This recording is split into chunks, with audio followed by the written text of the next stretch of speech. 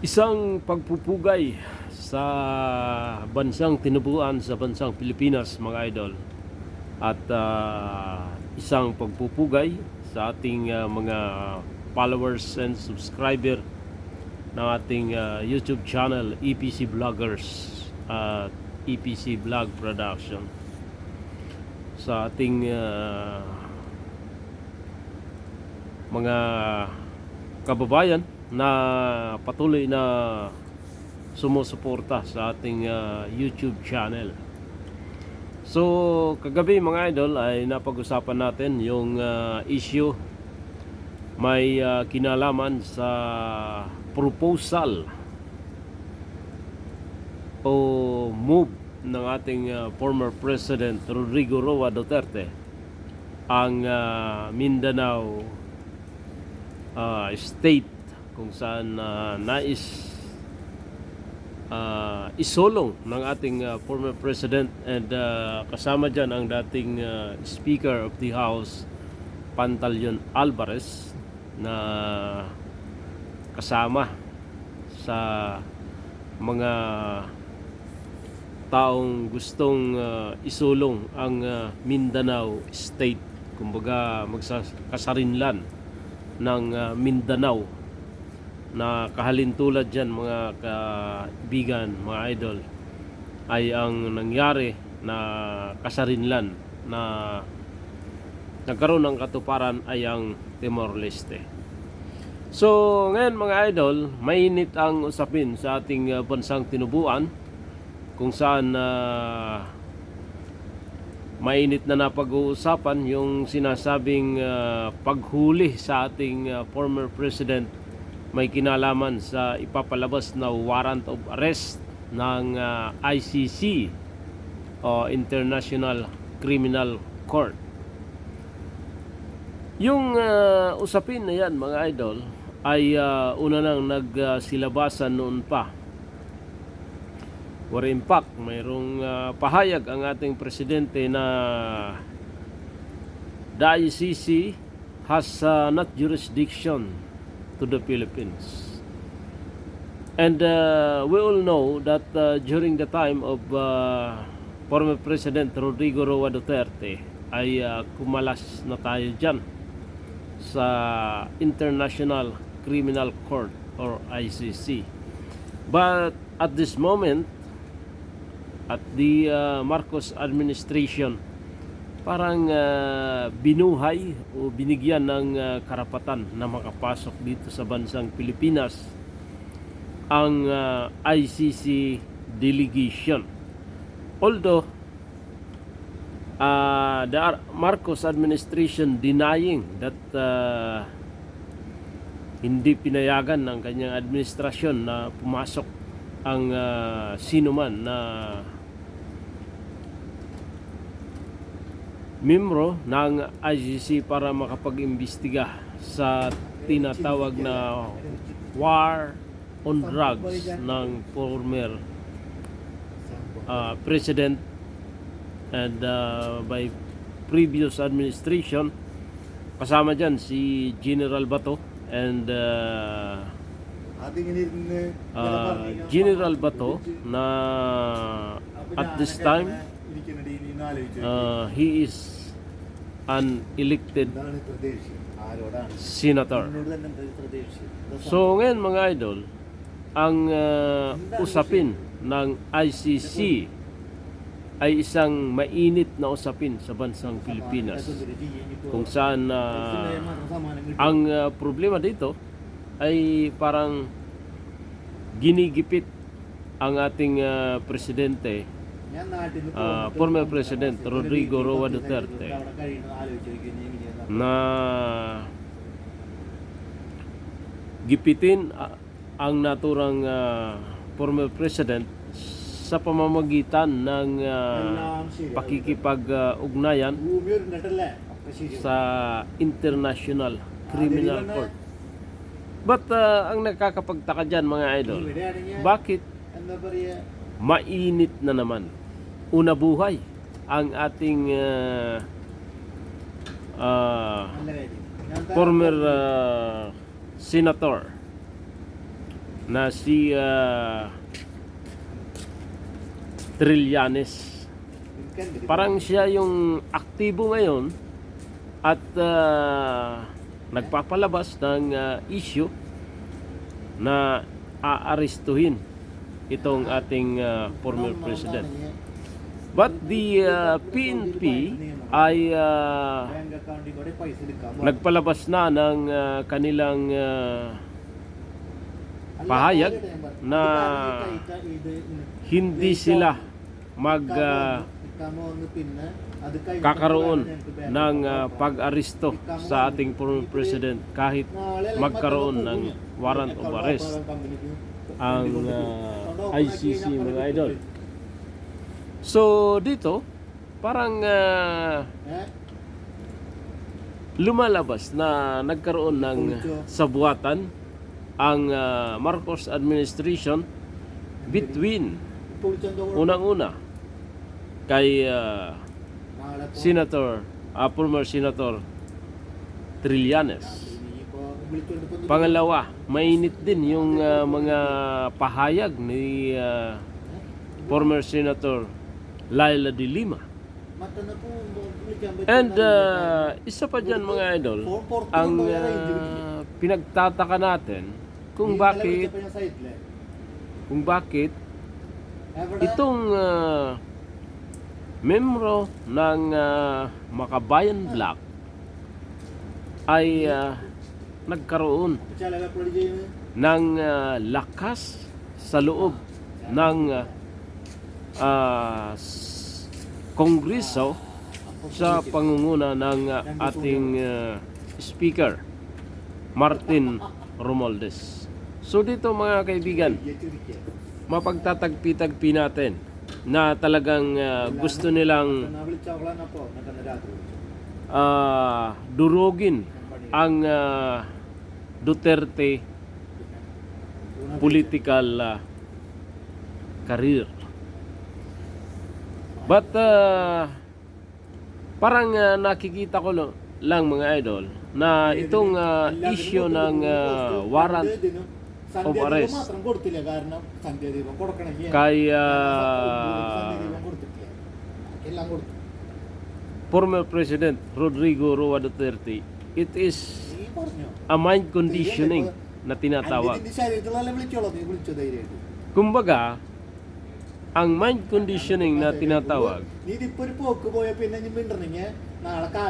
ipapalabas nila yung naturang usapin sa national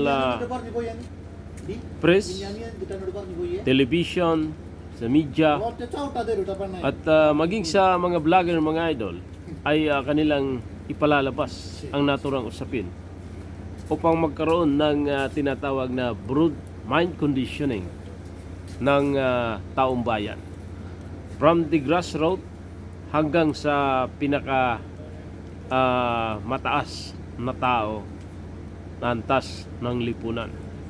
So pag nagkaroon ng tinatawag na mind conditioning, mga idol, parang darating ang time na maluluma na yung naturang issue, at pag naluma na yung issue yun, sa kanila isasagawa yung tinatawag na warrant of arrest. Dahil yung tao, mga idol, ay hindi na pagkakaroon ng mainit na reaksyon just in case na-serve ang warrant of arrest sa ating former president at mula sa ICC. But laging sinasabi ng ating presidente Marcos Jr. na walang jurisdiction ang ICC.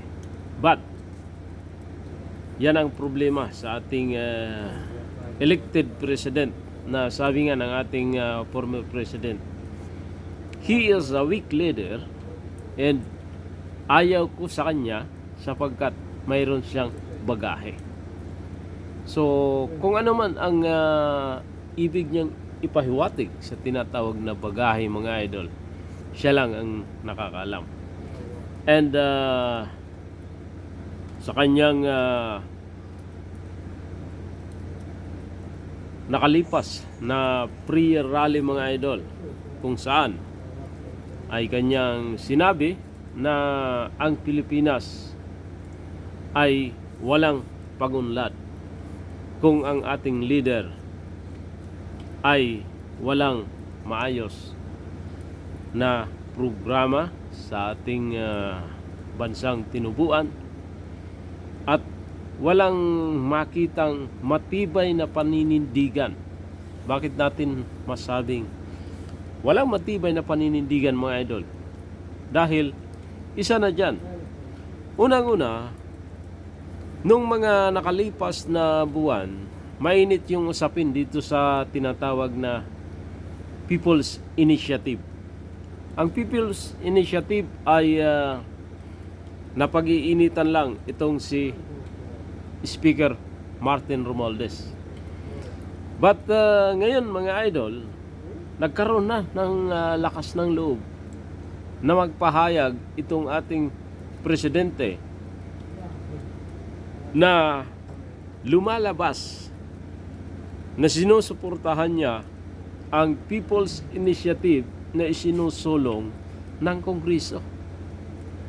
So, dito malalaman natin, dahil kung ang People's Initiative na ipinupos ng Kongreso ay walang basbas galing sa presidente, ay hindi magpupurso yan.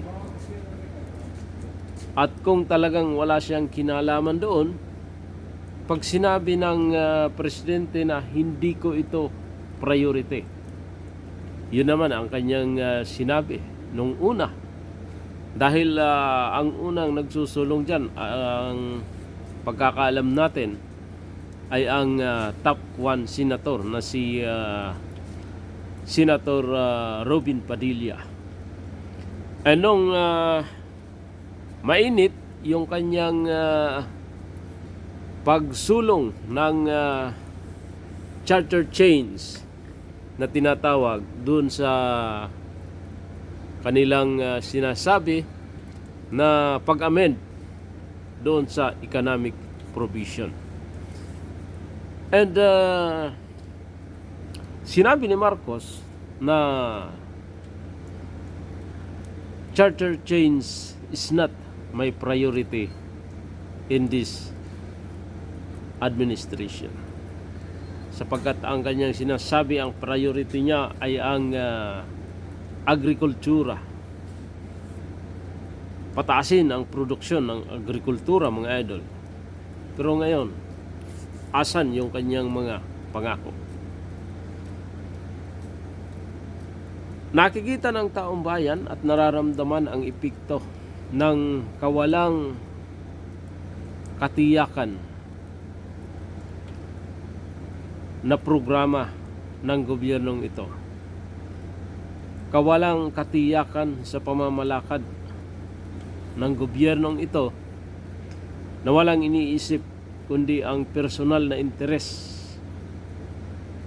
na manatili at tumagal sa pwesto, kaya't isinusulong ang People's Initiative ng Kongreso na ginagamit ang sinasabing amendment sa economic provision.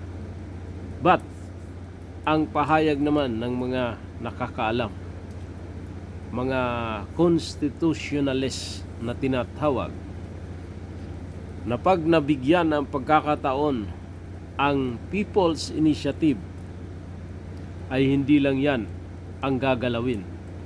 Maaring pasukin ang termino ng isang presidente o baguhin ang isang forma ng gobyerno pag nagkaroon ng pagkakataon ang People's Initiative na magtagumpay.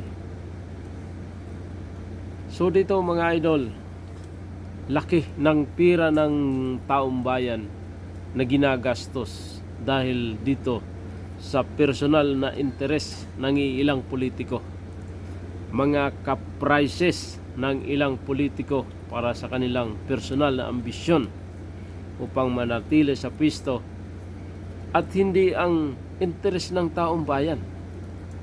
Asan ba yung kanilang ipinangako during the time of campaign period na kami magsisilbi sa bayan nang naayon sa konstitusyon? Doon sa kanilang panunumpa, mga idol, nanumpa sila sa harap ng taong bayan, nanumpa sila sa harap sa ngalan ng konstitusyon ng Republika ng Pilipinas na puprotektahan ang ating mga kababayan at ipaglalaban ang karapatan at pauunlarin ang kabuhayan ng ating mga kababayan sa ngalan ng Republika ng Pilipinas. Gaya din ni Marcos, mga idol, nanumpa sa harap ng taong bayan at doon sa kanyang suna, ganun din ang kanyang sinasabi na ang kanyang priority ay ang paunlarin ang ating sektor ng agrikultura at tulungan yung mga magsasaka na mapangat ang produksyon. Pero ngayon, anong masasabi natin? Di ba't politika ang kanyang inaatupot? Bakit kaliwat kanan ang isyu may kinalaman sa Duterte? Lagi nating tatandaan, mga idol, simula nung mawala ang kanyang ama, isa lang ang presidente na naramdaman ng taong bayan na nagsilbi ng taos-puso para sa maralitang mamamayan, kundi ang pamilyang Duterte. Ngayon, bakit dinudurog nila ang Duterte? Natatakot ba sila, mga idol? Bakit takot na takot sila sa mga Duterte? Ano bang nagawa ng Duterte na hindi nila kayang gawin? At bakit tanging si Duterte lang ang umalis sa kanyang pwesto na may pinakamataas na approval rating ng sambayanang Pilipino? Sagutin nyo yan, mga nasa posisyon ngayon. Bakit hindi nyo kayang tularan ang nagawa ng isang Duterte sa bansang Pilipinas? Magandang gabi sa inyong lahat, mga kaibigan. Salamat at isang pagpupugay sa lahat ng sumusubaybay at tumutugay sa ating YouTube channel. Sa mga nag-subscribe sa atin, isang mapagpalang gabi sa inyong lahat. At naway, lagi nyong tulungan at panoorin ang aking vlog sa ating YouTube channel.